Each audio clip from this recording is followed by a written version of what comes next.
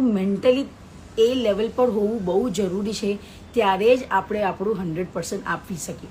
પછી ત્યારે તમારે ઘરનું કાંઈ જ નથી વિચારવું કે આજે મારી ડિનર શું બનાવવાનું છે, કે આ મેડ આવશે કે નહીં આવે, એ બધું પછી નથી વિચારવું. તમે હવે ટીચર છો તો તમારા જે આ બંને રોલ્સ છે એને ડિસ્ટિંક્ટ કરે. આ ટાઈમ જે તમે 10 મિનિટ વહેલા રેડી થઈ ગયા છો એ તમને હેલ્પ કરે કે તમે તમારા એક રોલથી બીજા રોલમાં સ્વિચ થઈ શકો.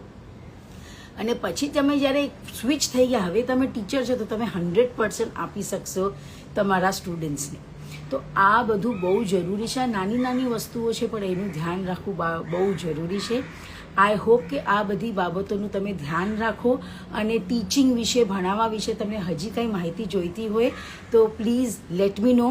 અગર તમે મને લાઈવ જોઈ રહ્યા છો તો તમે હાય કમેન્ટ કરી શકો છો.